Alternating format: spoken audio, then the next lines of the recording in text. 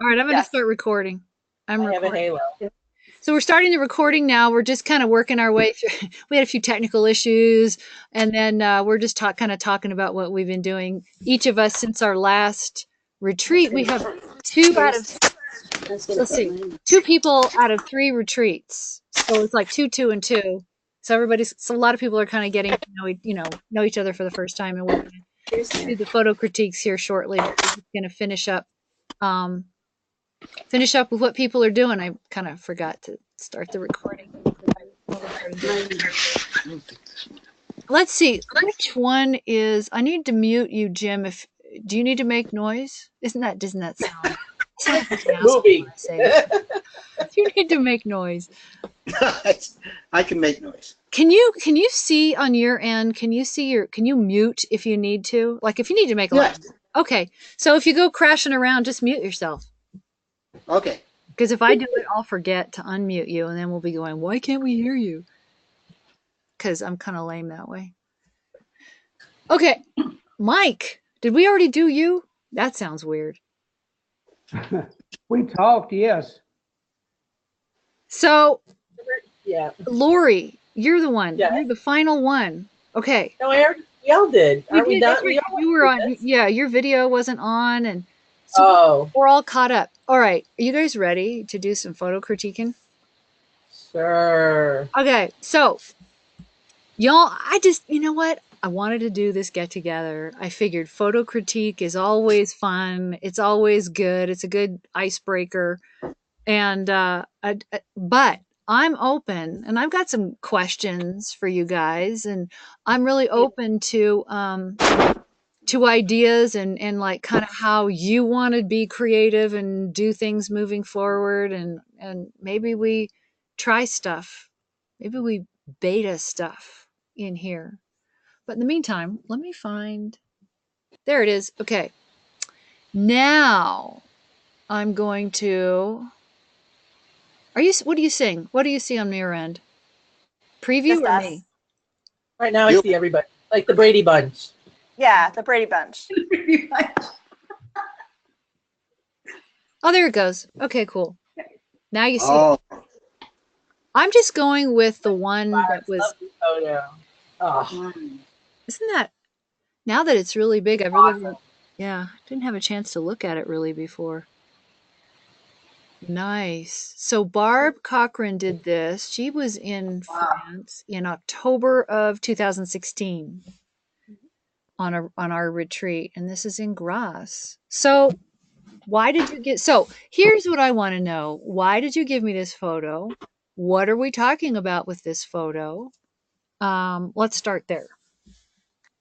Okay. When I was going through my images, this one it jumped out to me because I remember when I saw it, I had that moment of like, oh my gosh, this is so beautiful. And I love the textures and the colors and the blurring of the textures. And I felt a little bit voyeuristic, but I loved it. And it felt rich, even though it was, all years of centuries of decay or whatnot. So that's why I picked it. And I forgot now, what else am I supposed to answer? No, no, no, that's fine. I wanted to know because here's the thing about photo critiques, and I've said this to you all before. Most people will sit there and say, "Well, you could have cropped more here," or, blah, blah, blah, or technically tell you what you should do. But that's stupid. I'll just say it. Most photo critiques are stupid, and I'm not saying mine aren't, but I'm saying most photo critiques are stupid. The reason being is every vision, every piece of art, every photo that you take lives in a context. And the context has to do with how you were feeling, where you want to go next, um, what emotion, what you want us to feel. I mean, those are just kind of the grand headings. And and then, you kind of go from there and dig in a little bit more. I know I've kind of forced some of you to dig harder than you had ever dug before. I have to do that for myself all the time. But so therefore, before I say anything about a photo, I like to know what we're looking at. and why you wanted to show this photo. Did you need help with it? Do you think it could have been better? Do you feel it fulfilled your vision then, and what it was you wanted to get across, and what was all that?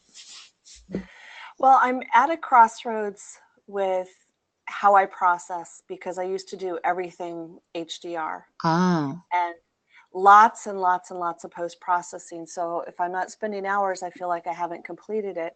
But I have, I guess I can't, I'm not, it doesn't fulfill me to just, when I see the raw image from what I took, it's never how I felt about it. mm-hmm. And I guess I always have some seasonings and some romance, maybe some rose colored glasses or something. But I want some ideas and a new way to go, because I haven't done a lot of photo processing the last few years because of the career change and work, but I want to go in a new way. And this one, I didn't do HDR. I did my basic Lightroom processing. And then I'm kind of in this texture thing right now. So I'm looking for ideas and new ways to go. Is this good? You know, I'm at a crossroads in that, as in with my life. Right.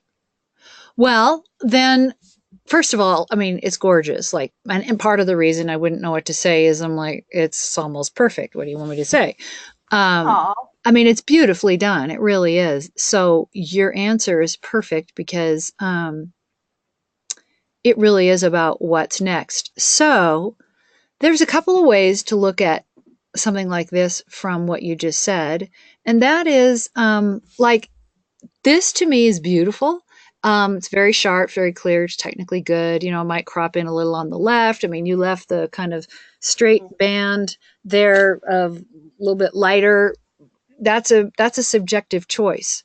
I might cut it out. You might like it. You might not have even noticed it. That's the only reason I brought it up. So that's really subjective in your choice. But if you want to play in other realms and what your background is HDR and this super crispy goodness, then and super saturated color, which it is, the things to try are just to look different. And you're doing the same thing in your work, you know, challenging yourself to see different and step out of normal realms. So the kinds of things to play with, aside from composition and what you're actually taking pictures of, but if you're accessing bunches of older photos, then the things to play with can be, of course, are you strictly Lightroom? no, I have a ton of different plugins and whatnot. I use Lightroom as my starting point, and then I go into Photoshop. So you do Like for use example, Photoshop. yeah, oh yeah, no, I start in Lightroom, I go to Photoshop, and then with this one, I did, um, there was a film emulation, I can't remember, Replenex, I may be making up names, I can't think of, Replica, I can never Alien remember. Skin. Yeah, it was Alien Skins, Love one of their Alien. older Yeah. ones. Yeah, I did that, and I was kind of happy with that. Then I added a texture, and I kind of liked that. It slided, you know, this played with the slider and different opacities and whatnot.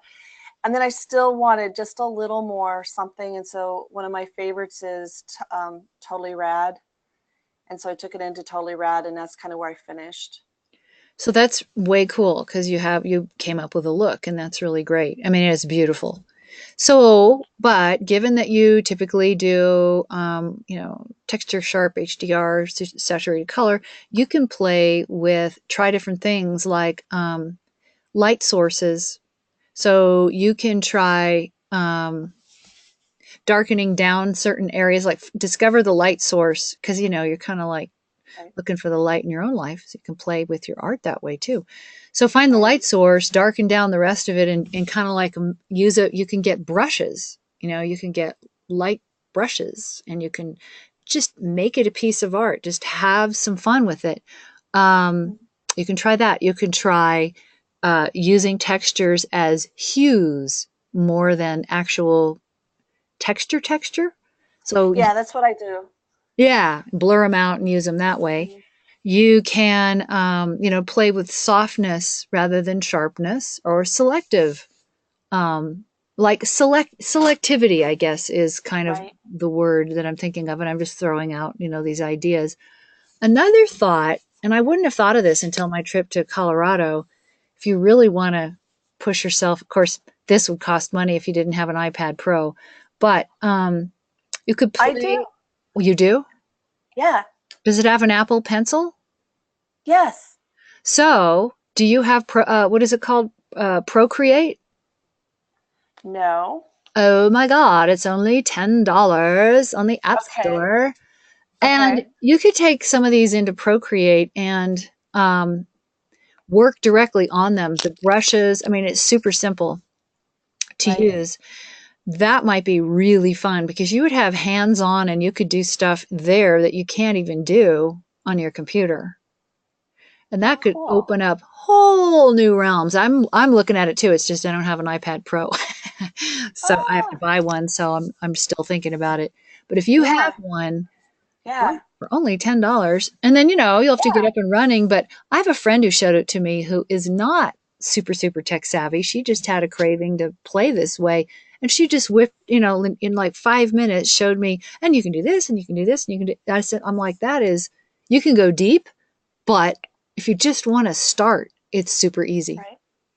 Cool. Now, when you talked about, I'm making notes here of the things that you said on brushes, playing with brushes. If I didn't do it in the iPad, because you're not going to be able to really work in the raw image in there, are you? Yeah, you Because it's can gonna be too big. actually. Oh, you can? Mhm. Yeah. And Okay. you could even work on, do your Procreate stuff and then bring it back into Photoshop to finish it, or Okay. vice versa, because it will output PSD and it Oh, outputs okay. different resolutions and sizes and stuff like that. I haven't dug into all of it yet, as I really Right. literally just learned about it. Cool. Yeah. Now, the brushes, was there like, do you make your own brushes? Is there, No, Tanya makes her own brushes. I don't. oh, I just go at a certain online. store? I mean, I can give you the ones I have. I just go online and find brushes, Okay. Photoshop, light flare or sparkly or whatever Okay. kind of brush you're looking for. Okay. Free. I usually put free. Okay. Cool. So Yeah. just Because new ways. Sorry. yeah, exactly. That's it. Looking for new ways, because then I don't want to, I'm trying to go in a new way, but I know how to do it kind of one way. And so this is perfect. Good. Excellent. So Yeah. beautiful work. I'm going to move on to the next one then. And that is, let's see, I'm deciding what the easiest way to do this. I don't know what's next. Will it go? No, but it won't do that. Why won't it do that? Oh, well. Okay. Then I've got to come like this and go with Lori's next. Ooh. So Something Lori, different. that's a very Lori Novak photo. Yeah, that's why I put it up there. So why did you give it to us? Why? Because this is what I try to do in everything. Every time I go out and shoot, and every time, I mean, it doesn't happen every time, but my big thing when I go out and shoot is to find a different way to see something Mm-hmm. that most people are going to walk by and not even look at. So, most people, this is a Driscoll Hotel down in Austin. So I got one night to take a road trip, 5 hours to Austin to go shoot with the Drink and Click people in Austin. I spent the night and then drove back down to Brownsville the next day. So, most people are gonna be like, "Oh, it's an amazing hotel." I A love lot. I that mean, hotel. you can tell by looking at it that it's like over the top. But I had to do my own thing and find the reflection or a different way of looking at the scene that most people wouldn't. Most people would just walk by that railing and not even notice that probably. Definitely. Oh, that's why I brought it, because and I like to make people look at things differently if I can. Mm-hmm. So you said, so what is this in the foreground? Is that a? It's a railing down the stairs. So the camera is right on Oh. top of the railing, Uh-huh. and there's stairs that go down, and then the reflection is of the tree and the light above the like chandelier or whatever it is in front on above the tree is all reflected in the railing. That is so cool. It's just one of those ones you could just sort of sit and look at for a really long time. And then it's sparkly at the tree, you know. I know. I love this sparkly. Does anybody have a question about this one?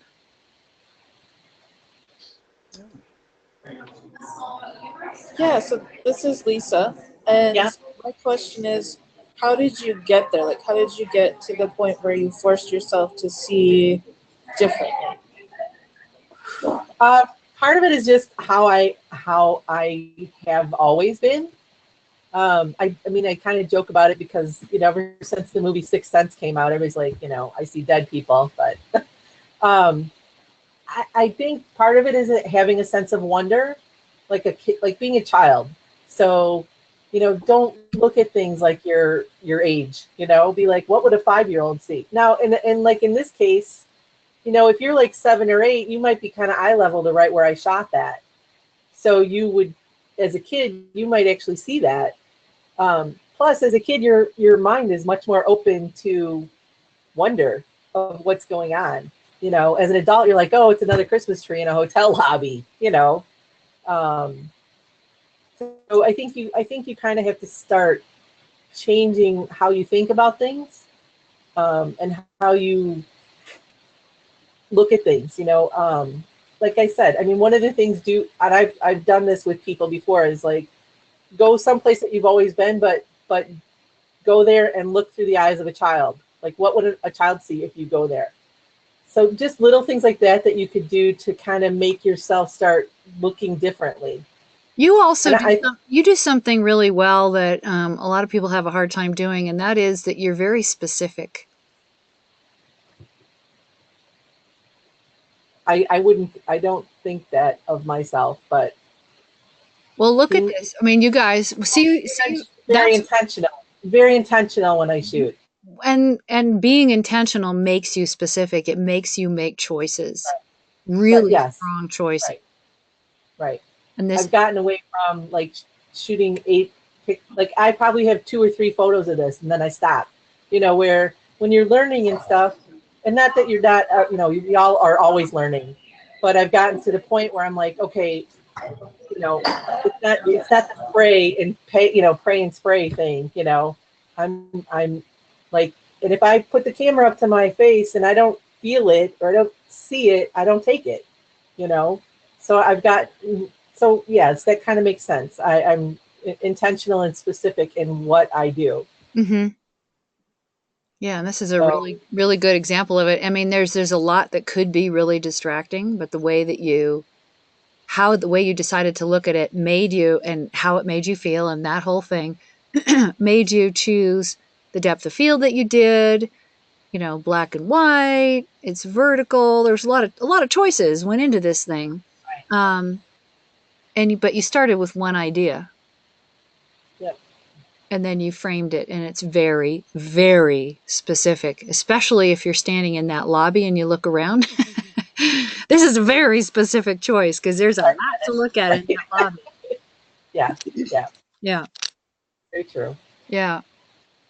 So, and the grain, did you put the grain there or was it at a really high ISO? I love the You know grain. what? I might have actually. It could have been shot on auto. I might have. I'd have to go look. I don't Yeah, have it open. I love it. I always Because loved it. I always loved sometimes it. when I'm in situations where like, because I don't like high ISO. I have an issue with it, and I have a camera that shoots very high ISO very well, but I still like,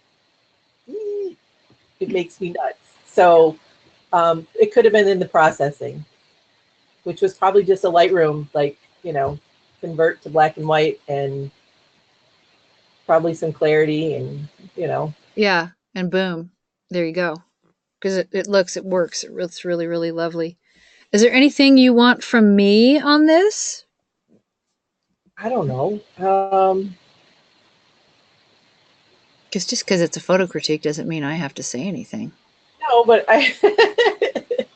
no, I mean, like you said, I've gotten past the, like, you know, you need to crop it and this should be like over there. And, you know, you kind of think sometimes about like the columns, but because of the perspective, the columns aren't going to be straight, you know, because they're like wonky inside. I don't know. Well, I'm pretty happy with it, actually. And it's funny because normally when I put images into critiques, I try to find like the crap that needs help. Right. instead of putting in a good image, you know, one that doesn't need so much help. I think But it's interesting.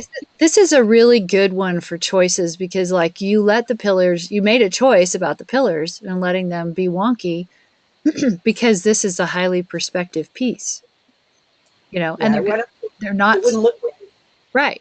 They're it not wouldn't look straight in the railing. They would never be straight in the railing, right. and it's very perspective-y and it's very, very personal. So, what is that noise? Oop, it's gone now. So this is lovely and really, really cool. Anybody else have questions before I go to the next one? I mute myself. Okay, no questions. Jim is still here. That's excellent because now we're on his castle. Woohoo! Whoop. Yep, there it is. There it is.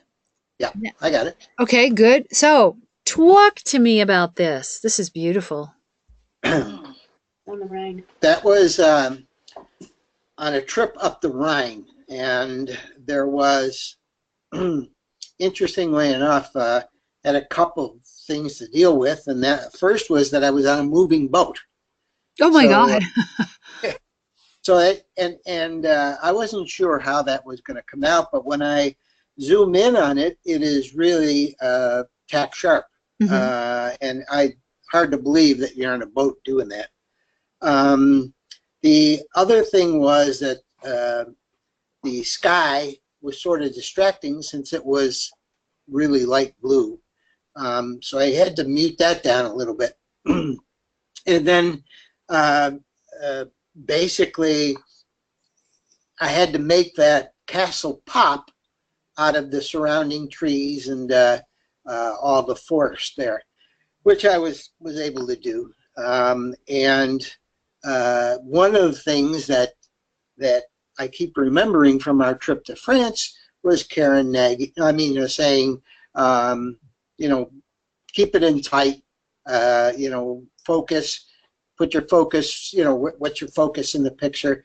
And so originally that photograph was much wider, but I zoomed in on it, and I like the way it feels now. Yeah, that's really nice. I like the gesture from upper left to lower right. I mean, there's the castle, yet it has this flow that is really appealing that I really like. So, you made it a photo critique subject. Why? It was just because of the complexity and the all of the things that I had to deal with.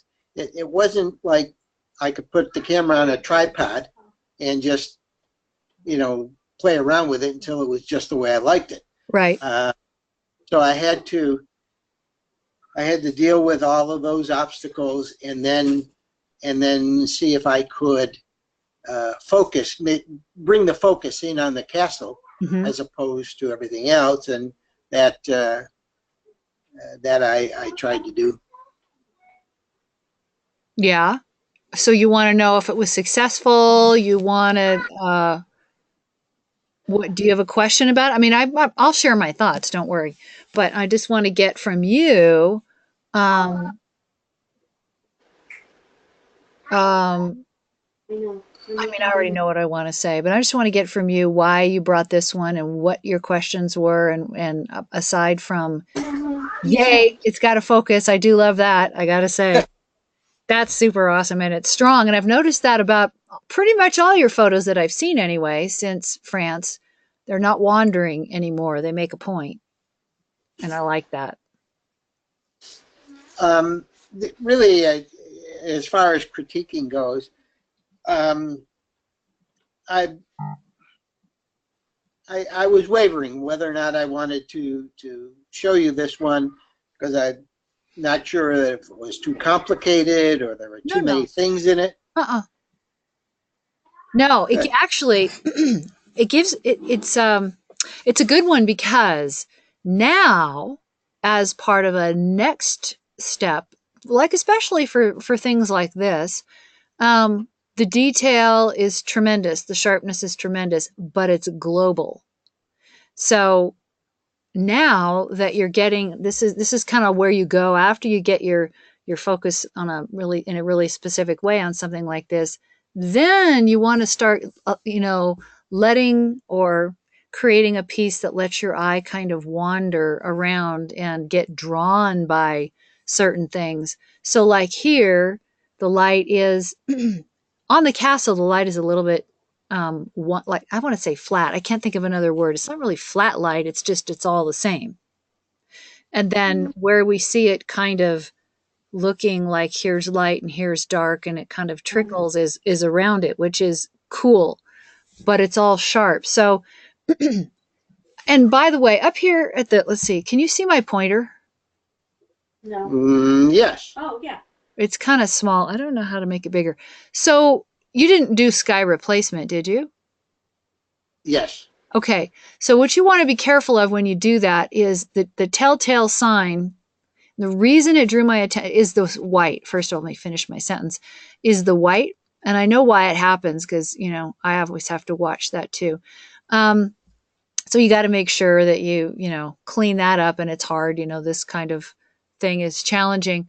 But one of the reasons I looked at it is that it is so clarity and so sharp and so perfectly contrasted that I don't know why I do it. The first thing I look at is what's happening here. Did you over crank it?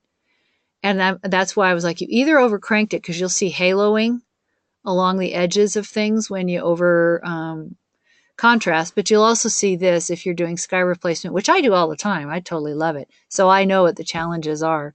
But you'll just want to attend to that a little bit because that it's a credibility factor.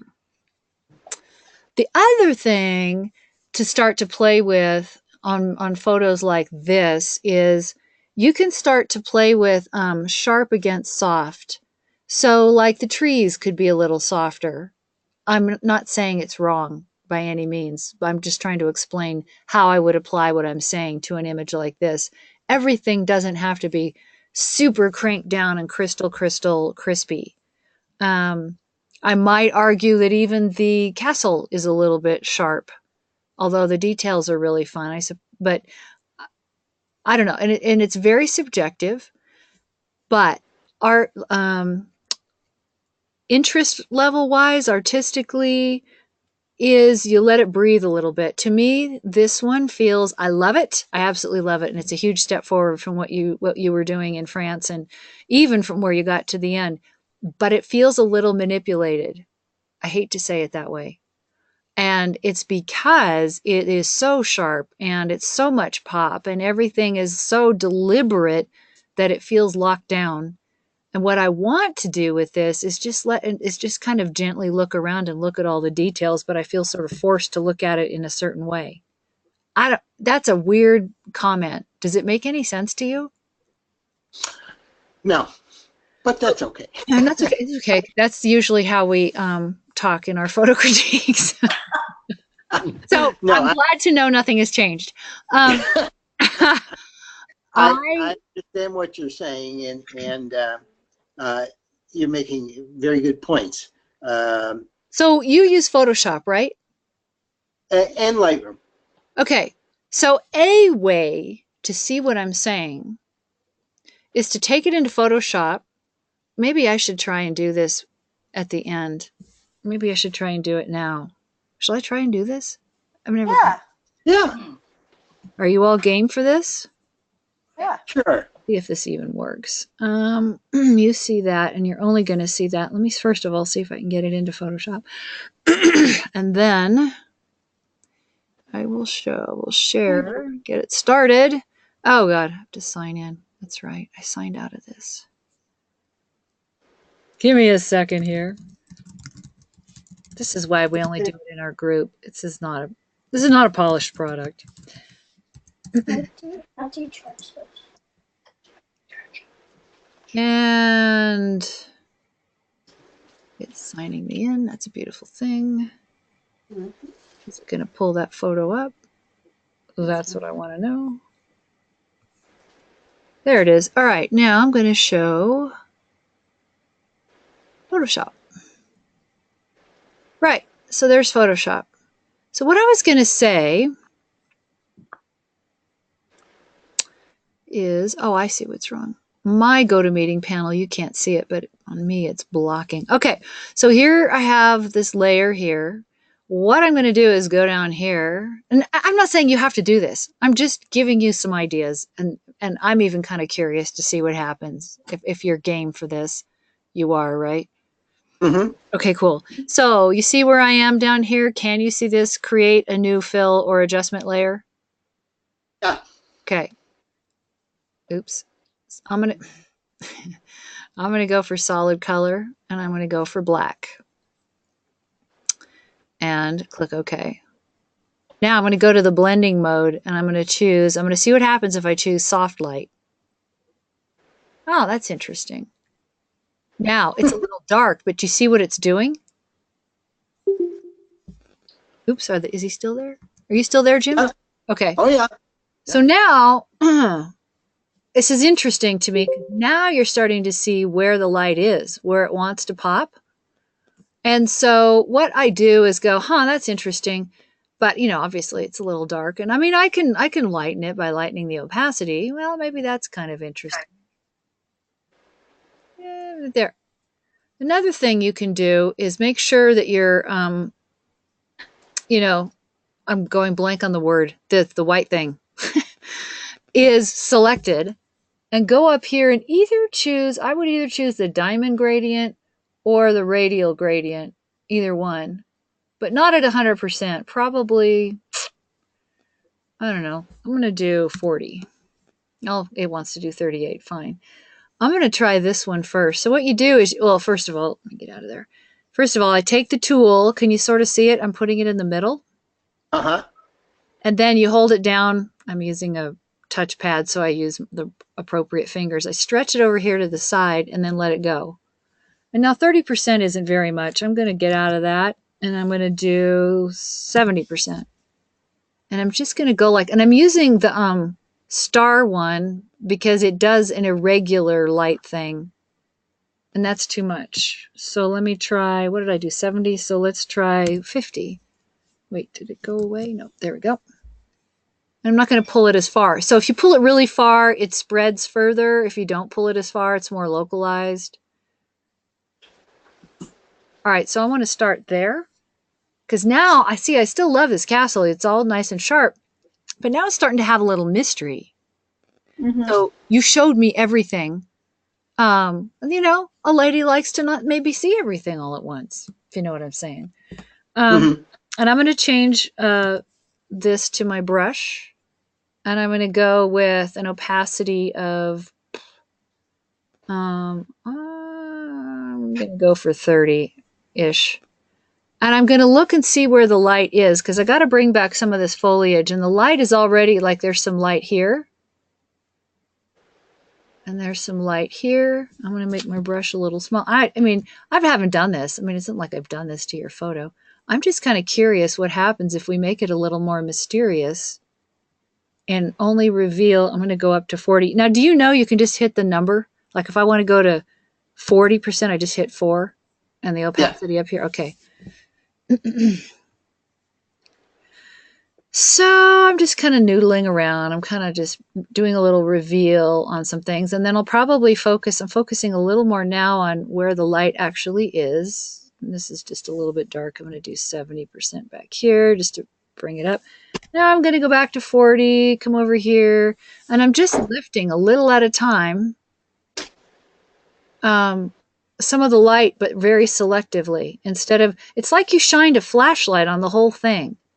And instead, if you make it a little bit mysterious and only reveal it, have it be a little bit, right, Roxy? The lady likes a little secret now and again. Right. So, yeah, like that. So, I'll just sit there and noodle like this until I feel like, and you see how it's coming up a little unevenly. And I'm not going to finish this. I'm not going to finish it and print it and submit it to the art galleries or anything today. But do you see what I'm doing? Yeah, yeah. It's a thought. I'm not saying it's the right thing to do or the only thing to do. I'm just saying I know your work a little bit. I know what you've fixed in your work, and I'm seeing what I see in your work, where I see you almost going but not quite, is being more selective about how you reveal something. You tend to like things, and I can see why. I mean, for God's sake, you're a detective. Um, you want clarity, you want answers, it's like it goes with your personality. Bam, there that thing is. Bam, right? So Right, we're backing off the bam a little bit, and we're kind of going, well, what if I'm a little more. See, now it looks like there's a path down here, which right. I didn't see that before. That's kind of interesting. So that's why playing like this can um, allow you to see your work in a different way and reveal it a little bit differently. You can even go in and, soften some of this, although the light honestly softened it. I thought I was actually thinking soften, but I think the light is kind of doing it. And I don't mind it being a little darker, honestly. Looks like a Thomas Kincaid painting. Oh, oh, What? nice. I said it looks like a Thomas Kincaid painting. Yeah, I know. Well, see, I'm doing it my style, obviously. So, and then I would probably run it through a couple plugins and add some softness and add some glow and pull it back and paint it in, go Really? crazy. Photographer. But Is that's, it? say what? She's I said it's really not the photograph. It's the post fixing. Well, but I mean, of course, there's plenty of that. But I think where I'd want to go is take it a step further, which goes back to what you and I were talking about in France, which was, and you've done it beautifully. What we talked about in France was being more specific, making decisions, you know, committing. That was the big word. And we had a big conversation about that because it was like, what the hell do you mean by committing? How long have I been married? And I'm like, I'm not that kind of commitment. This kind of commitment is different. So then the next step beyond that is to reach past, okay, there it is. Bam. There's my documentary photo of this castle on the hill. Well, okay, why did you take the photo? What does it say? What could it say? It's kind of mysterious. I thought it was mysterious. I just thought it was presented in kind of a, baleful light of day way. So you might think about how something feels and just try something different to make you see it a little bit differently. Does that make sense? yeah. Oh yeah. So there's the original. I mean, it isn't that much different. I just did some wacky, weird light things with it, which is kind of what I do. You might try different plugins. You might try, I mean, heck, another thing that's just, I'm going to choose this one only because it's, okay, where did it go? There it is. Only because it's really fast on my computer. But you could do, what was that? Oh, I was saying, okay, so this is like a really weird one to try. Midnight. And because of the way this software is operating these days, I'm just going to pull it in and brush it out. So this one does that, which is also kind of interesting because, boy, you can really see where the light sources are now. You can do one thing, which is take that one and make it soft light. Well, that's interesting. And then you could brush out sections there because now it's not so sharp. It's plenty sharp, but now it's got some softer edges to it, and you could brush around them and play with that. Or you could leave it in normal, pull in the layer mask. There we go. Couldn't think of the word earlier. And you could do your thing again up here. I think just for laughs, I'm going to use the reflected gradient. Wait, not the the reflected one, because it'll do this. And I don't know. Oh, that's kind of interesting. I never really know what it's going to do. And then you can brush out from there. It's a little different character. It actually adds some softness. Mm-hmm. Another way, let's see what happens if you do the star one again. Kind of cleans it out here and less so here, so you can kind of decide. And then if you use the, what do they call? I call it the circle one, the radial gradient. It cleans it out of the middle, and then you can kind of brush it around the outside. It's just, pretty subtle stuff. It's Mhm. another simple thought. So there you go with that. Awesome. Does that give you some ideas? Yeah. Certainly does. Excellent. Then we'll go over here to, where is Rowan's? Why is it? Oh, did I not put yours in the folder? Well, here, we'll do Lisa's, and then, hold on a second. I got to get the right sharing thing here. And then I put yours, Rowan. I thought it was in the same folder, but I'll find it because I put it in there. Okay, what am I doing? Preview. Concentrate, Karen. Focus, focus, focus. What? Yeah.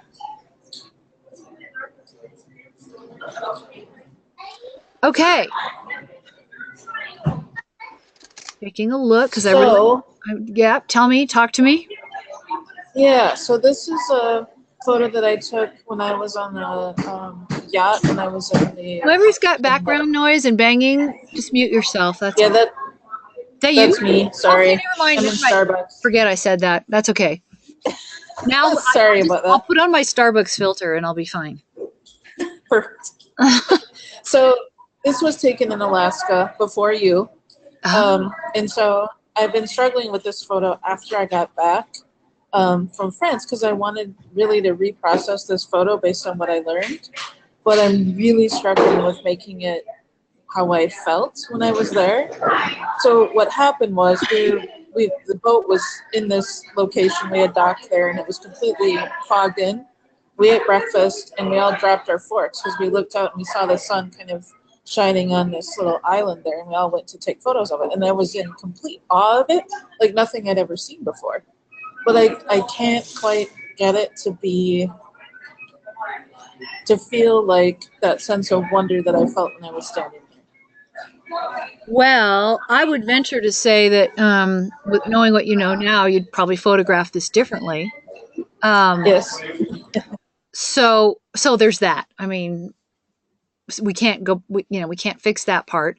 But so, do you want me to try something like what I did with Jim's? Sure, that'd be great. Okay. And there we go. Let me pull this one. So is this helpful for you guys? Okay, good. And Mike, have an image ready, because I'll have you go last. But wait, where's my Photoshop? There it is. And why is the image not coming in? Oh, it's just slow. Okay. So just for laughs, I'm not sure. Okay, so from your description, Lisa, there was magic light happening. So am I right? Absolutely, yes. Okay, so the thing about magic light is usually directional and pretty selective. And what has happened with this photo is everything's the same. So I'm curious. I mean, I'm just making these these claims. I just see it that way. You could say I'm full of hogwash, but I want to try this similar thing. I'm just curious. I don't know what it'll do, but we might see some light emerge. Ah, sure enough, there it is. Now, do you see it? Or am I just... I do. Huh? Yep. Yes. So, my question to myself is, so it's this that's magical, right? Is this your magic area? Absolutely. Okay. Yes. Then, let's see, what size is this? Okay, 1800. So,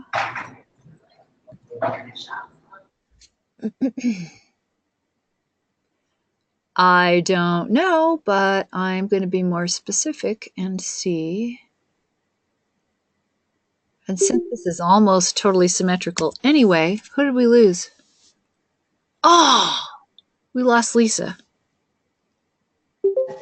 Is she back? I'm here. Okay. I'm back. I just mute myself when I'm not talking because it's so Okay. loud in here. I don't know what I heard a doot doot. So, and the question about cropping is, do you make this little bit match this little bit? I don't know. Maybe. Exactly. Because whatever, it seems, I mean, it is symmetrical, but then I lose that, like, horizontal V shape. Well, you got to make some choices. Yes, I know. I want it all. I know. I see why. Okay, because you got more space. That's just the perspective. So yeah, either way, I mean, I don't know. I don't hate that. I like that too. So here we have light. All right, is this feeling more like what you're thinking? It is, yes. Okay, then I'm just putting this brush at like 10 because of what I'm going to do next. Ooh. Actually, I don't hate that. I don't know. I'm just winging this, just playing. I kind of did a little too much right there, but let's pretend like I didn't. Oops, and that's just shouldn't be there. This should be more like that. What I'm doing is just, I'm going to do another thing, but I want to make sure that the light that we're talking about that's so magical is like really there before I do anything else. And this needs to come up a little bit. All right. Now we have a couple of options, and I think I know what I'm going to do. I think I'm going to try the same thing I did on Jim's because I want to see what it does to this. Because, see, magical light is like my specialty. I'm kidding. I'm just sort of like being a jackass because I can, because I'm like that. All right. So now, do you work in Photoshop? I'm doing this in Photoshop. Are you a Lightroom girl? Lightroom and Photoshop. Okay. Yes. So you do both. So Yeah. I'm going to take this layer mask. I'm going to do the same thing I did. Just hit G. But this one I'm going to use the radial one, and I'm going to stick it right in the middle. What are we on? 50%? I don't know. Let's try it. Well, that's kind of cool. Now I don't want to. I just want to brush from here gently, so that it purrs when I do it.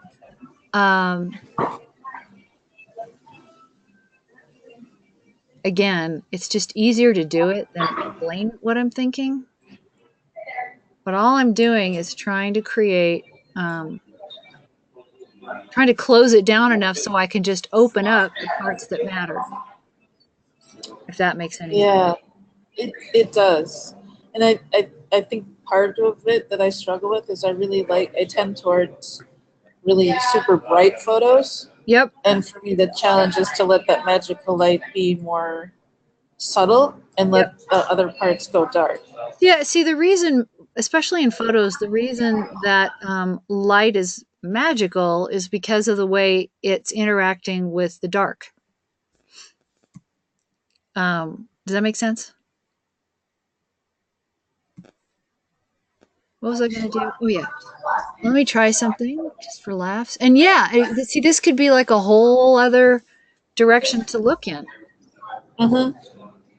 And again, I'm working with tools that are just, so I'm going to make this, instead of it short, I'm going to make it long. So the top and bottom are a little bit darker, but I'm going to lift that up a little bit. It's just that we wanted to see the middle a bit more.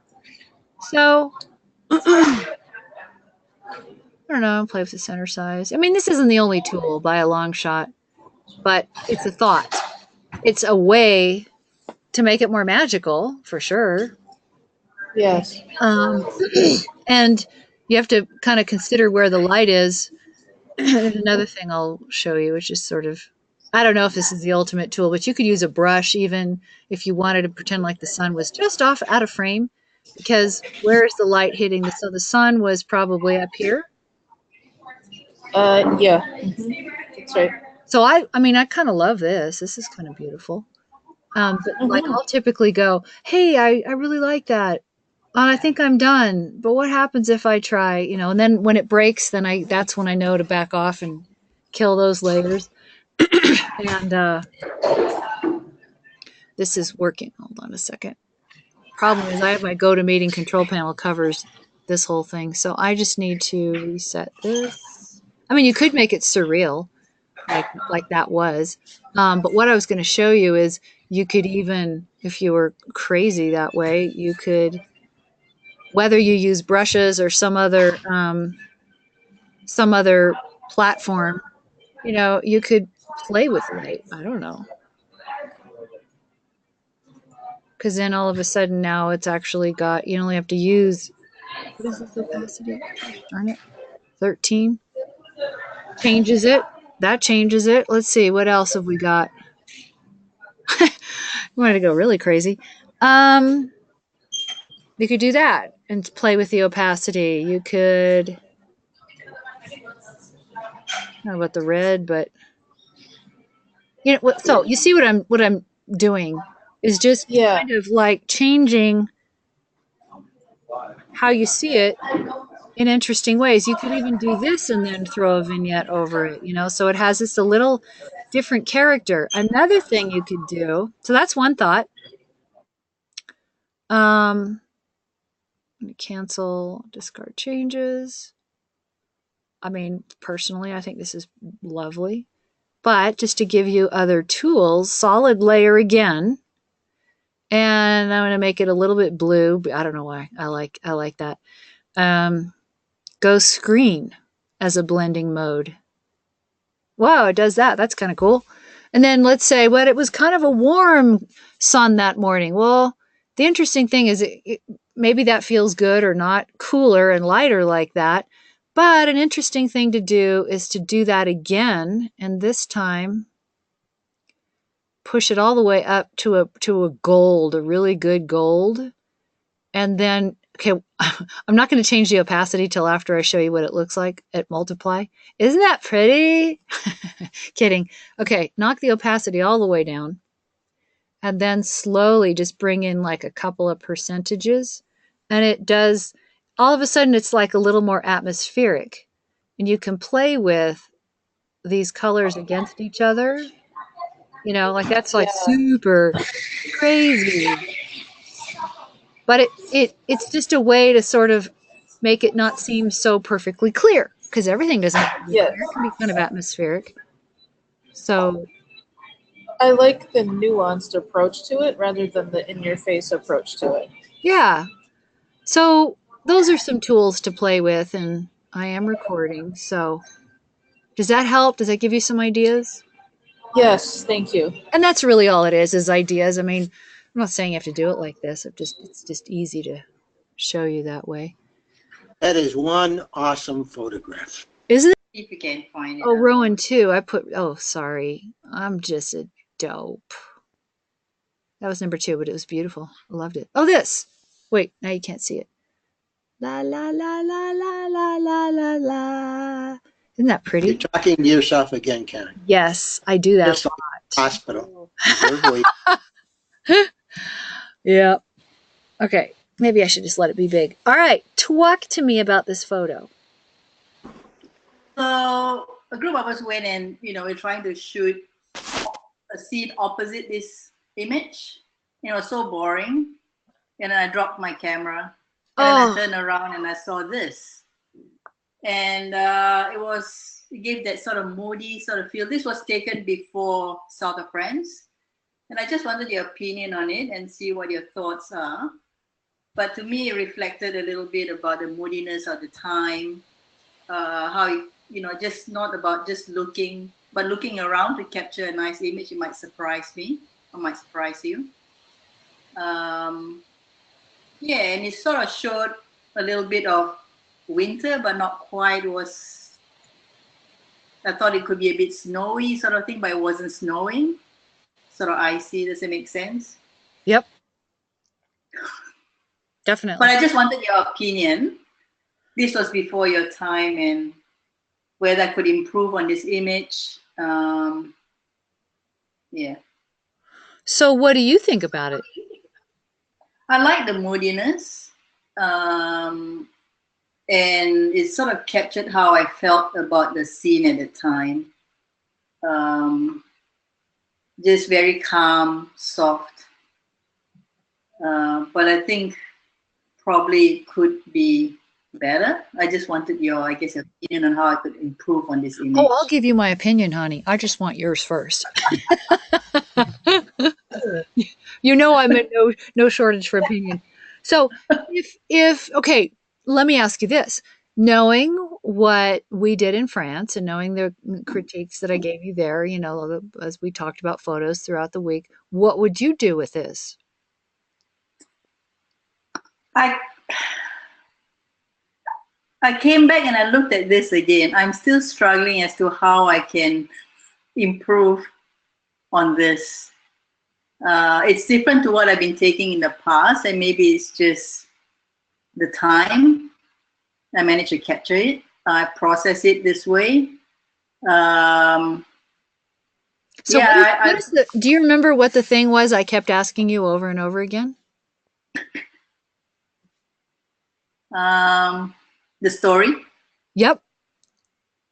What does it tell? What's the story behind this? Yep. And after talking today about specificity, I would say what specifically is the story here? What drew you? I mean, I get the moodiness, I get everything you said. I mean, I heard you. But if we're going to do anything with this, that's not enough because what you just said is good and there it is, but it's kind of general. And Mm. so how would we make this more specific? And you can't just decide to crop somewhere and do something. You gotta go, well, what is the story? Because what I see, Maybe because what, what I'm seeing is, you know, there's a lot of this. What's that about? And over here, what's that about? Do we need all that sky? I don't know the answer to any of those things because I don't really know what the story is. Because maybe maybe the building is too bland. The buildings are too bland. that It doesn't blends in. that doesn't answer Maybe the it needs a, bland compared to what? What is the story? to the surrounding. So maybe I need to get it to pop out a little bit more, to Why? stand out. Why? Why? Uh huh. Because the whole thing seems really bland, I suppose. But what's the story? Bland compared to what? You're asking too difficult questions. I know. I'm famous for those. Like, Bland compared to what? Um, the only thing that shines out was that light, yeah. and the rest seems to just blend in with the environment, I suppose. So, are you thinking you would crop this? Probably like you say, too much sky. I take that. All right. Um, so maybe reduce the sky, maybe bring it in so that I don't know. That's why I'm here. Well, I know, but I mean, I sound like I'm being a jerk or a No, jackass no, or no. both. I value your. I like the front, the foreground because Okay. it tells us a little bit about. It's cold. It's just a cold feeling.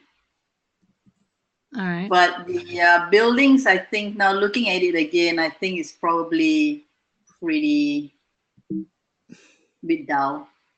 Okay. I'm So going. I guess my question is, how do I make it a bit more, a lot more interesting? I Okay. still like it. Can I ask a question? Yeah. Yeah, sure. Why did you take the photo? Why did I take that photo?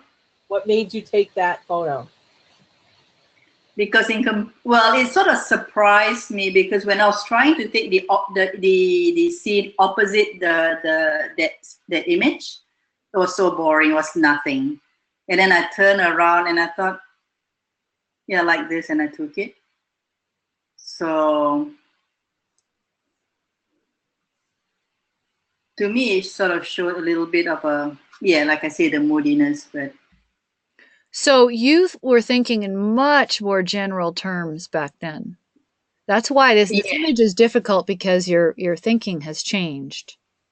yeah. I So think it needs to pop out a little bit more. I think you would have photographed it very differently if you took it now.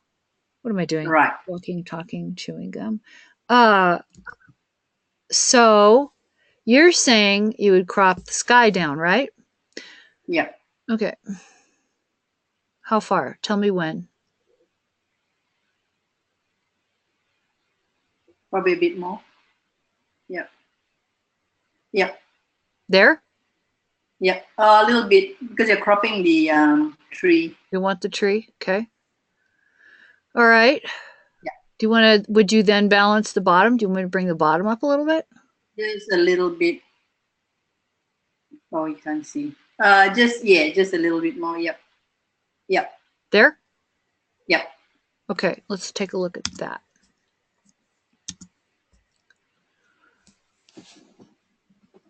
Now what do you think? What just happened there? I think bring it up above the middle line. Doing what now? It's not so centered. Yeah? Yep. Are you saying that's good or bad? A bit better, I think. I think so too. I'm actually gonna. I'm too scared to say anything. Why? You chicken. Come on. Don't be chicken. It's just us barnyard dogs here. Okay, so something happened when we did this, which I think is kind of cool because you like this foreground. Cool. Now, instead of it being this, what is that foreground? What are we doing with this? Now, all of a sudden, it's like a punctuation and it's got a little bit of a swoop. It kind of makes more sense, is what I'm trying to say. Because Right. now it's a foreground. It's not just this wavy stuff out in the water somewhere. Okay. I think the gesture of the sky is better too, because you got to. All of a sudden, I see this. Can you see my? Yep. And you've got enough lightness here and darkness there. You don't need all that rest of that sky to tell that story. So now Yep. I like it. This is start. Now I'm starting to see what you were thinking. All right, so now we have to ask questions about what we want to leave here. Do you like it the way it is? The story. Think about the story and what you felt. And yes, it felt moody. It felt bleak. It felt like it could be snowy. It felt all these things. Then how do you put it together in your lens? That's what you were working on in France, and you got really good at it. And like I say, you'd probably put on your long lens and take this a little bit differently. But for instance, start over here. Do you need this light? Do you need this building? Yeah, that's a bit distracting. So you want to crop in? Yep.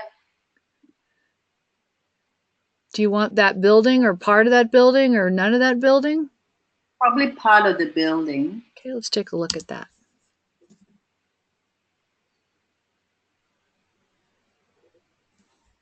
Maybe might bring it in that much. Lori, you can pipe up if you want.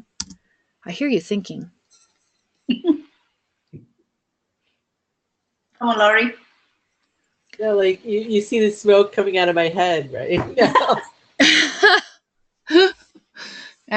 I would have done exactly that. I would have cropped it in. But my thing about this image, but this is me, right? Because what I look at first, this whole line of whatever that is in the front, I love. Like, I wouldn't even put the buildings in the image, but that's taking a different photo.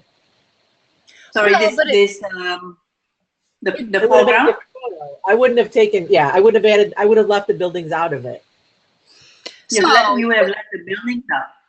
Right, just because the whole foreground with the water and whatever that is in the water is interesting to me. But that's me. And what I see is this whole blue and greenish. Yeah. I love that. But then the lights reflecting on the water is kind of weird because you don't know where they're coming from. Well, that could be good. You could also make it you can put a lighting effect there. You can do all kinds of things. So what this brings up, though, is not just, oh, that's just my way of seeing. It's awesome because we get to see another way of seeing. But also when you go to a scene and you take the photo you think you're there to take and you get it and you go, well, I think I got it. That's my story. Then look around for how you can chunk it down, tell different stories. So that when you walk away from the scene, you've got like this really wide variety of points of view, and then decide later if they work for you or not. But that's what I try and do, because I'll take my big landscape shots, for instance, the river and the tree and blah, blah, blah. And then I go, oh, but the way the light hits these rocks and this branch and this leaf, and oh, look at that bird. And then you walk away and it's like, where were you? I stood in one place and took these 10 completely told these different stories in different ways with different lenses and different everything. Yeah. So that's kind of what I'm saying there. Okay. So, but if we go back to what you were thinking, kind of brought it here, and we kind of brought it, I know we brought it up further, but I think I'm only going to go that far this time. And then we brought it in here. Mm-hmm. I just decided to leave this here. Yep. Now it starts to feel tighter on the story you were talking about because it was harder to see before. Mm. And from there, you can decide, okay, so this encapsulates the story. Now there's, the he said, she said, and that's where you start playing with, do I make this brighter, that darker? Do I do a thing, a whole other, thing? Like, I think this is going to be way too much, but who knows? You don't know until you try some things. You gotta thing it. You gotta do some thinging. I'm gonna do some thinging. Okay, wait, that's too much. Let's try 100%, but only go this far. So then you got that. I don't know. Maybe it's too blue, so you adjust the blues. Maybe you go and you just take 20% down and stripe here. Maybe you make it all mysterious. But you see what I'm saying? You kind of take your ideas and make them more specific. Yep. Commit. Can I make a comment? Yeah. So this is just like my interpretation of it, but when I looked at it, I thought they go with the mood and make it kind of soft and stormy, but kind of like mystical almost. Like there's, I don't know, fog or there's something atmospheric going on, and just kind of make it super soft and saturated. And kind of almost misty, right? Not necessarily even in focus that much. I don't know. That's just what. Yeah, no, I'm came just to my thinking head. about a way to actually play with that right now. Thinking of which we could do. Isn't there where's the fog? Ah, well, I don't know. Okay. There's a lot of ways to do this, but we could do. Did I actually put? No, I didn't. I don't think midnight's the right choice, but there's a fog choice up here. Sometimes what I do is like this is all kind of one color. I mean, Yep. this is midnight. I'm not suggesting we use this, but sometimes I get it to all pop a little more, then throw something like midnight on it to see where the light jumps through it. Mm. But this is a fog. It is. I'm not softening it at all, but just this is a graduated fog. Just ways of playing. Graduated. What about just fog? Isn't there just a fog? Oh yeah, here's a fog. The thing of it is, you say yes and to all the ideas, and you play with them. I'm curious to know what happens. I've never tried this before. Oh, there, look at that. I don't know what happens if you do this. I've never tried this before. And this is what I want you to do. Try stuff you've never tried before. And heck, you guys might get together and process photos together virtually. It could be interesting. Mm. Multiply. Doesn't do much. Soft light. Makes it lighter. This is one of the ways to learn what these things do. Well, that's pretty. Darken. Doesn't do much. What did multiply do again? Not too much. So maybe we just like it like that. You could do. I'm being a total dweeb here. Well, that's weird. What happens if you try? Or you could go normal and just simply. So I don't know. And then you could.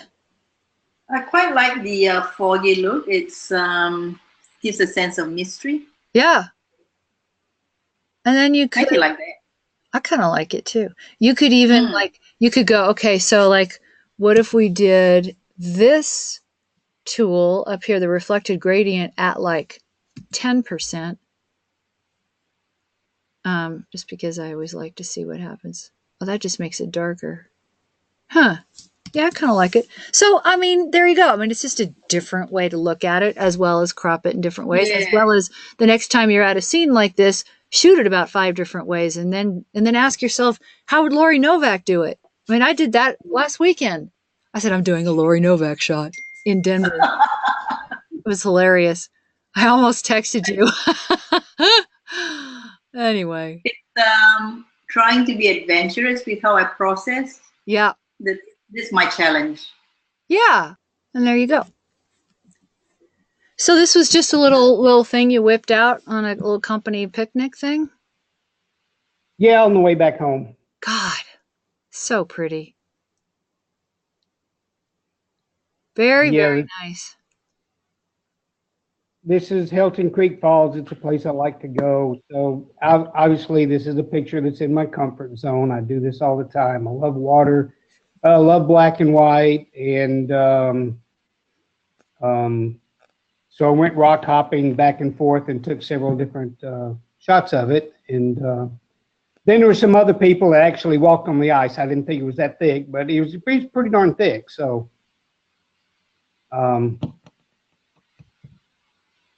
that's the whole view. My probably, I haven't processed it yet, but probably my favorite shot on the right-hand side of the waterfall near the bottom, you'll see a bunch of, there's 2 logs that sit. Like right in here? Like right where? Well, its tool is hard to see.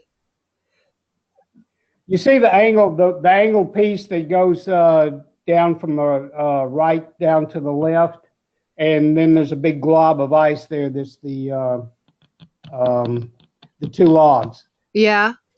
That's probably my favorite part of the waterfall, and I haven't processed that one yet. But I've got a shot of just that. Wow, that's really cool. This is really cool.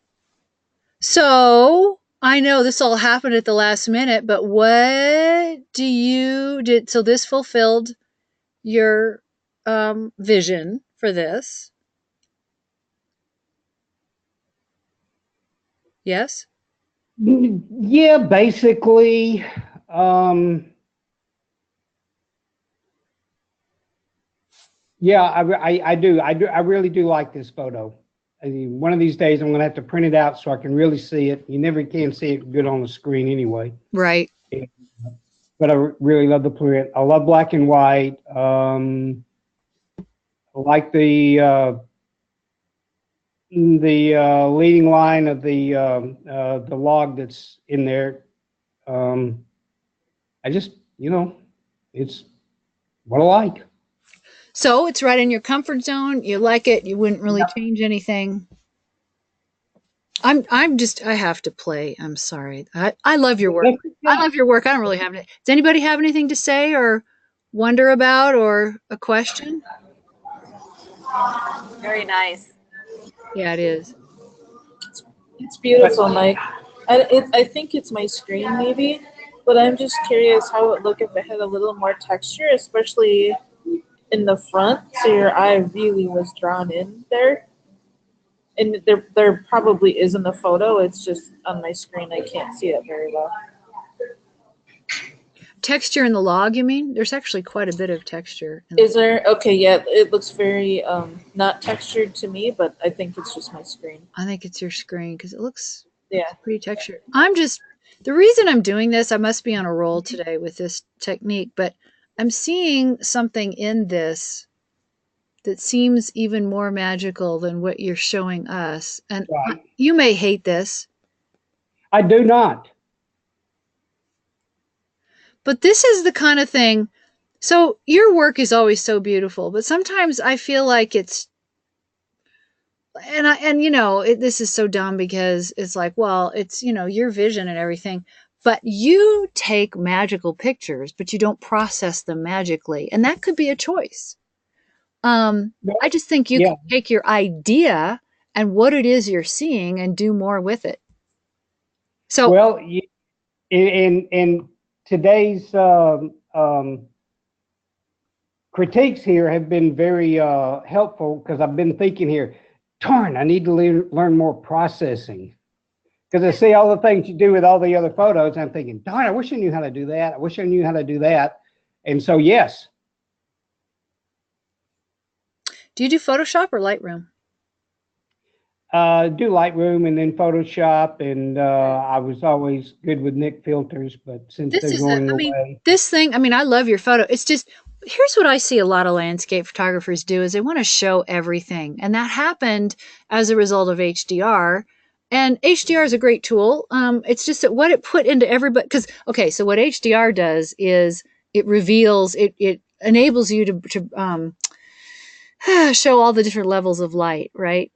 Because you have all these exposures and you get all this light to choose from. I'm not saying you did HDR. I'm just saying there's a mindset at large, whether you're aware of it or not. And it says, show everything. Well, I don't want to see everything.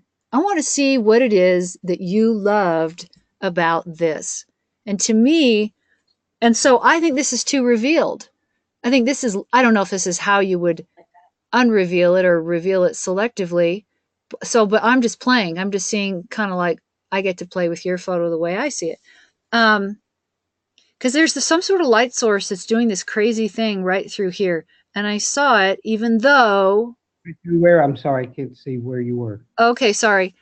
Who was? I see it. Okay, this stupid thing is, I don't know how to make it more. So there's a circle. I'll put it over here. Can you see the circle on the left? Yeah. Okay, I'm going to move it to the middle. So I was sitting there in the beginning going, where was that light coming from? Because it was coming down. Can you see it move down? Mm-hmm. It's really hard to see. And then this, it was actually kind of blown out on yours. But then when that happens, then of course it spills out this way and it spills, light spills and flows around. So I saw that even here, but I felt like why do I have to see all this? I don't want to see this. I want to see this thing that you saw, which you didn't even realize to the degree you saw it, is how this light bounced through this water and ice and bounced off down here. So that's the thought. I'm not saying this is the best execution, but that's the thought that made me want to try this technique. Right. With what you just did, you brought out what I liked in the photo, the center part down through the middle, and then the light on the logs at the bottom. Yeah. And thinking originally that that's too blown out, but I couldn't get it all to work the way it did. And also when I like this photo, I like what I did. I thought that's really good work, but it's not where I want to be. So yeah, you're helping a lot. Good.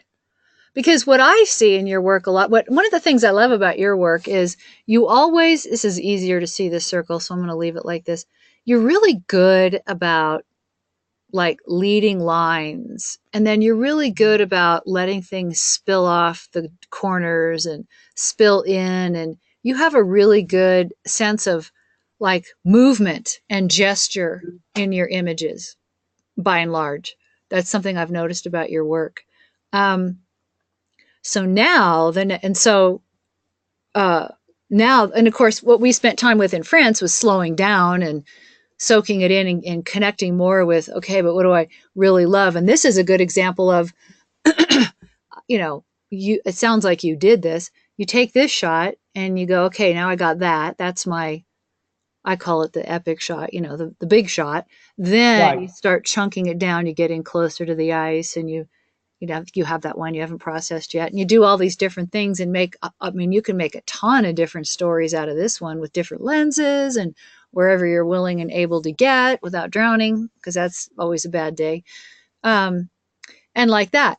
But to be really cognizant of how the light can help tell your story. Because what this did, I never really know. I just know this is like one of my magic tools, this black, come on, there we go. Adjustment layer, fill layer, black on soft light always does something weird. I don't always want to keep it, but it always does something cool. I always like to see, what does the light do when I do this? So then you can go from here, because now it's sort of like from fairyland. as opposed to a nice landscape photo with stuff over here I don't really want to look at. Oh, fairyland. Nice landscape photo. Fairyland. And you know me, I'm always going to choose fairyland. So I'm not saying you have to be a fairyland photographer. I'm just saying it's an idea. And what this allows you to do, even if you didn't use this, what this allows you to do is actually see where the light's coming in and where it's bouncing. It's a good light lesson, actually. So this was a, what did you do, a black mask? So what it is I'll get rid of it. Wait, I don't have to do it that way. Sorry.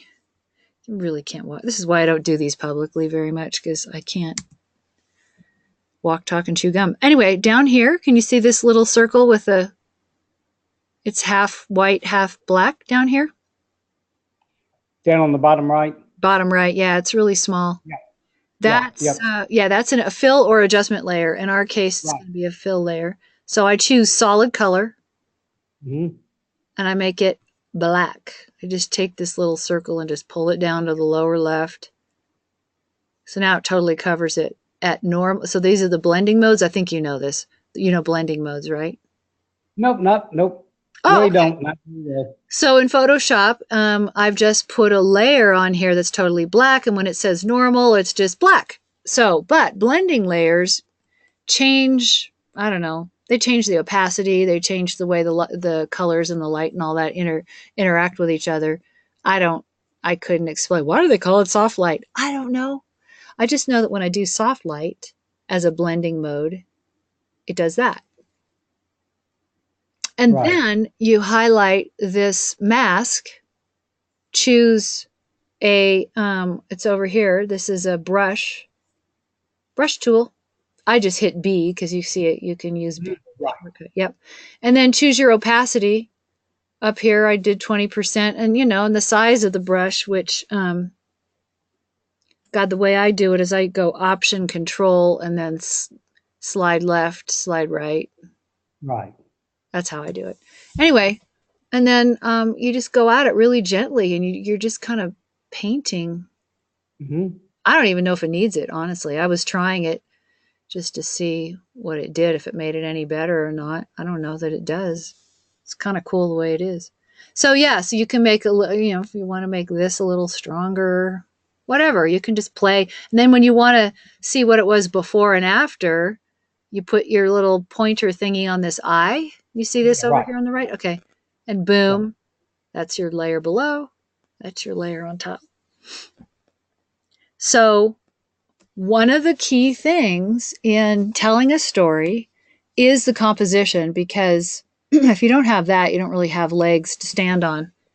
But the reason you want to know what it is you loved so much about a thing is to know that light reveals and darkness conceals. And so the clearer you are on what your story is, the better you can use light to just shine the light on the parts of the story that you love the most, and then just kind of let it spill over. So, like your main event is kind of all this, right? Here in the middle. And the log. Well, we're not missing the log. It just doesn't have to scream, where this is like everything. This is nuanced. And it makes, the other thing I think is really interesting about this, as I'm looking at it, is it makes your natural tendency for lines and flow, and like this log over here came from somewhere and is going this way, and this frozen water was spilling over and it goes off the photo. So, there's so much it has so much, like I say, it's like a figure skater, going over the ice. It's just so much movement and gesture and flow. This shows it more because you're letting light do its thing instead of making everything be the same light. That's an alien spaceship landing. This is your beautiful photo. Yep. So that's what I have to say about that. Thank you. You're welcome. Did I get everybody? Was that fun? Yeah, Great fun. Yeah. Cool. That was very Good to long. see Thank everybody. you. Yeah, it's really good to see everybody. I love seeing all your beautiful faces. Wee. Thank you so So much, Karen. you're so welcome. So I'm curious. Like, how would you like to? Would you like to do this once in a while? Do you want to? Like, would you be willing to try things that?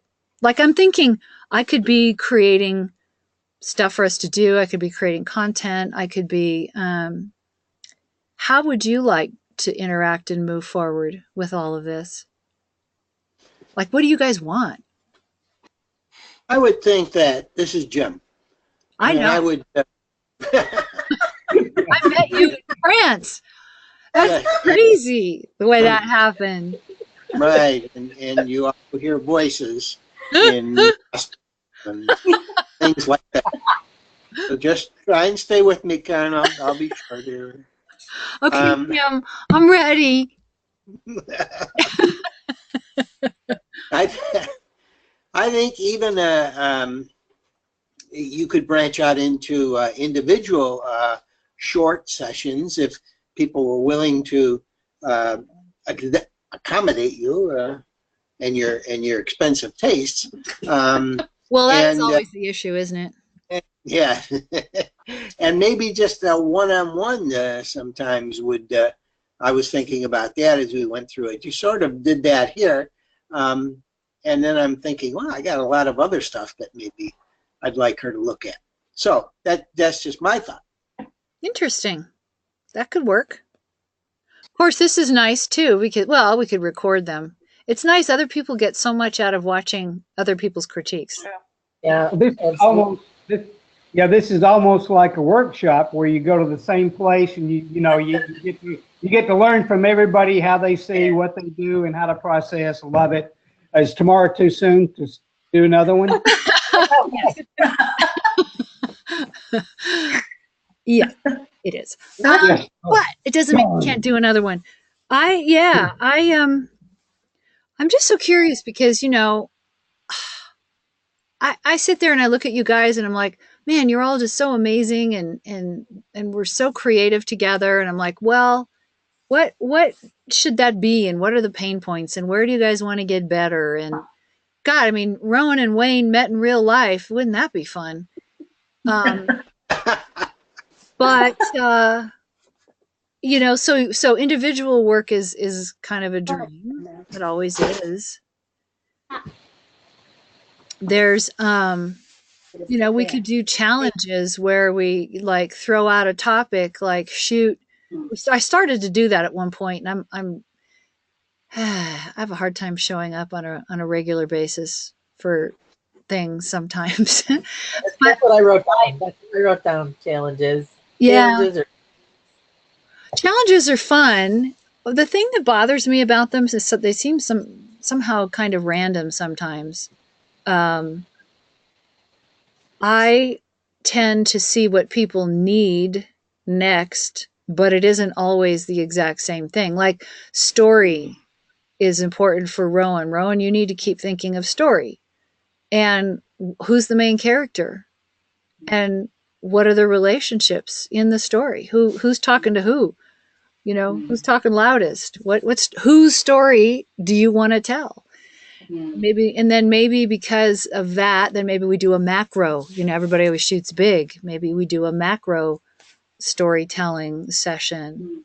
What I should do, I would love your input, because then it would be more relevant. Because what I need to do to pull that off myself, because I'm really lousy at like a weekly challenge. I know that's what people have to do, is like do it regular, and I'm like, as soon as I feel like I have to, I don't want to anymore. I'm like, I don't want to. Yeah. So I need to keep it fun, and that probably means coming up with a list of 20 of them, and then just put them out there. Tell us about the next workshop in your neighborhood. Oh, in Tahoe. So March and October are different. March is short, and so it's not going to go as in depth and do as much as the retreats do because it's shorter. But the purpose of it is the storytelling, seeing photographically I'm calling it, see your world and talking about seeing photographically. But what it's really going to be is about storytelling. And the reason I wanted to do it here is I want to see if it works. I think it will. I thought the retreats would, and they do. But what I know to be true in landscape is that by and large, it's men, and by and large, it's trophy hunting. And so I really want people to understand how this all works in landscape world, just what we did today. Like, Mike's beautiful landscape is great. Well, a lot of people come to Tahoe and want that signature, that trophy shot. And I look at all the photos of Tahoe, and I do some of the same ones other people do too, because you got to have the iconic shots in your collection. But then you go to some of these other people's collection and they've got nothing but this big shot and that big shot. And I'm like, there's a million stories that you just walked by. What are the other stories? Where's the macro? Where's the depth of field? Where's the light? Where's all this other magic that you can create in a place like this? So that's what this one will be about. I also, because I can, and I thought it would be fun, is to have a couple of Fujifilm reps with equipment to try for people who either don't use Fujifilm and have been curious, or they don't have that lens and they want to try that, or whatever. Because I think that's always so much fun to have new gear to try and kind of jog up your mind. Did you have to give back that big camera that you had in France? Yeah. You didn't hide it. Told you. Yeah, well, you know how it is. Yeah. They know where you live. Yeah. Darn it. I know. But whatever. That's okay. I'm always like, I know the cameras that I love. I wish I had just those cameras, but I'll use whatever I got. So that's what I do. So that's really what the 3-day, the short workshop is. We're gonna do the get together like at 4:00 thing, and have a little wine and crudités, and I'll do a presentation kind of like how I did in the retreat, but it'll be specific to what it is we'll be doing. And then we'll shoot out at Lake Tahoe in this location that, number one, I think we can park at. It's like today I went out and the parking is just on a snow day is impossible. So we'll go out there and get our big shots, but there's a million different ways to shoot this area and a lot of variety. Have lunch out, and then if sunset looks good in the same place, we'll go back, shoot sunset there too. And then the next day we'll see what looks good here in Truckee. I've got a few locations and I'll read the conditions. And we're going to have dinner out together. Sorry, the first night. I'm treating everybody to dinner the first night. But the short workshop is you get your own lodging, and for the most part pay for your own meals except that first night. And then we shoot a half a day on the second day and then come back and do a classroom session, and then it's over at 5. And then the retreat in October is modeled after France, but in this location. So, it's a similar application of the tools, but in a completely different environment, which changes everything. Mm-hmm. That's what's so interesting about it. And that one, of course, you're put up, and more, many of the meals, most of the meals, I have to go back and look and see. Most of the meals are covered. The hotel's covered. It's a little more luxe, as it were. Wow. And it would be awesome to have any of our Francypantsers there, because then we could call you Tahoe-topians. Totally trying not to sign up for one. Say what? I'm totally trying not to sign up for one. Yeah, I'm not going to sign up. I'm not going to do it. I'm just not going to do it. Well, if anybody wants to talk to me about it, do, because if you have questions or reasons that you're not, or anything I can help with, make it easier for you to be here, I would do it. Okay. So one thing I was thinking of, Yes, just popped into my head, food for thought.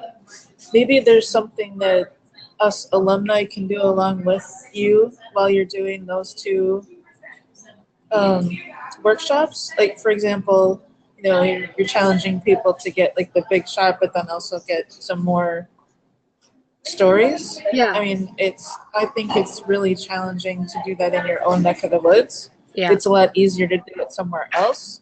And I struggle with that. That might be something that we could do with you. You mean come out here or do it virtually? No, do it virtually. Even if we're not with the group, but like while you're doing it or that weekend, do it here. And then, after you're done with your group and everybody's gone back home and the dust is settled, come back together and share what we did. Oh, how interesting. Here. I don't know. Just that's what ran through my head. So how would you know what we're working on? Because I told you ahead of time and you're doing it on that day? Or because or you gave the general direction, right? I don't think it needs to be more specific than that. Just to say, okay, wherever you are, go out and photograph the little stories, not the big ones. Yeah, and the thing about that is, and the thing that I'll work with them on is, as soon as you start thinking about the different stories, that is what determines your gear.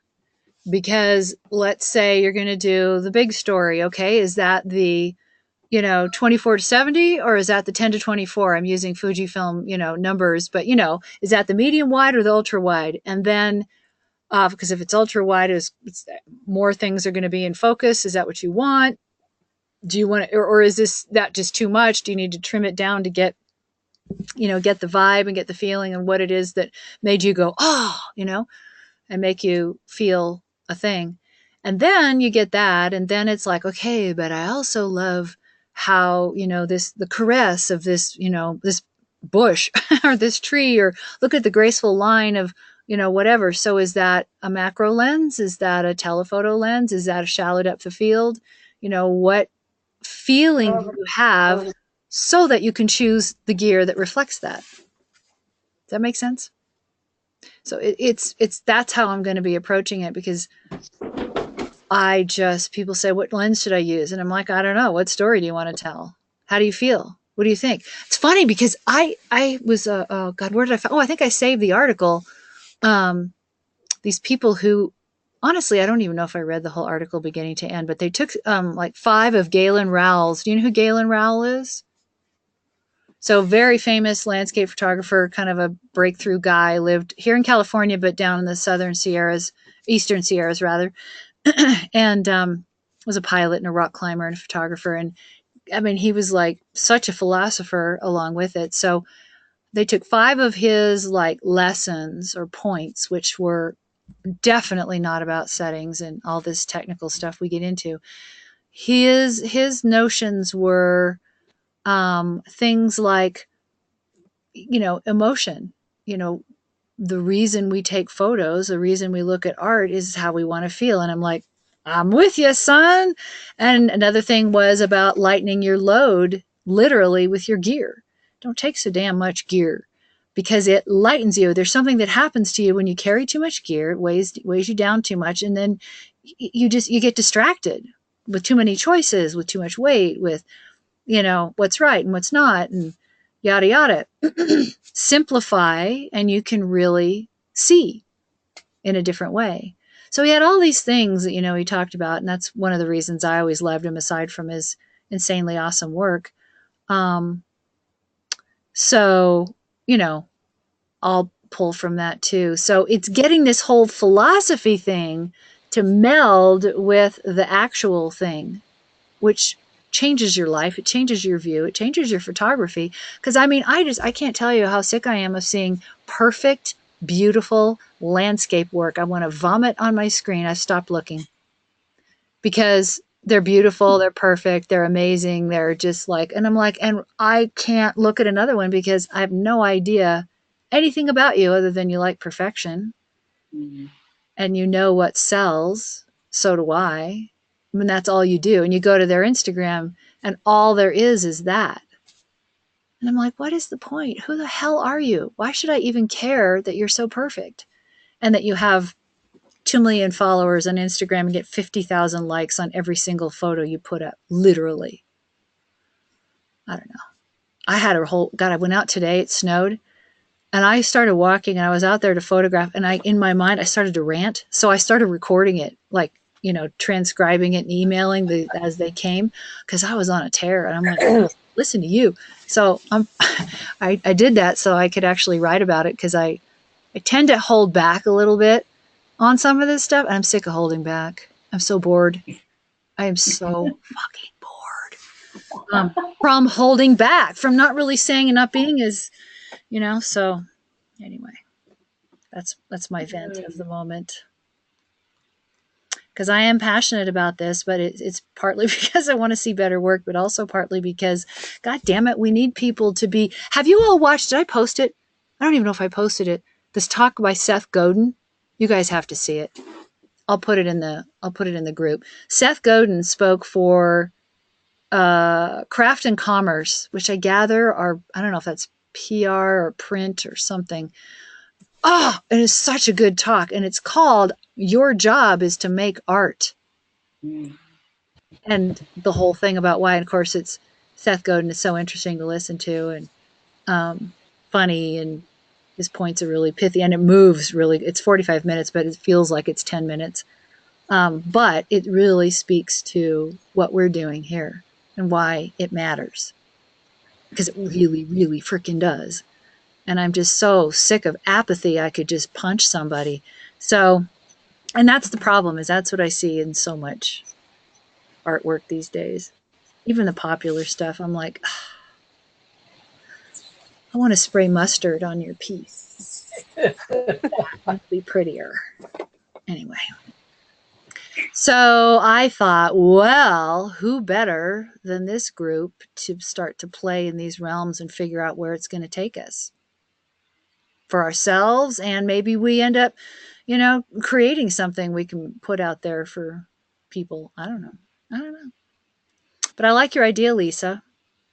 I think that would be a good community tag-along thing. Groupies, stalkers of light. Stalkers of light. Oh my God. I made one of the emails I sent to myself. I was really getting out there. One of the things I said was, I want to be, because I was just letting myself go, right? I was just letting my little kid vent because she was all pent up.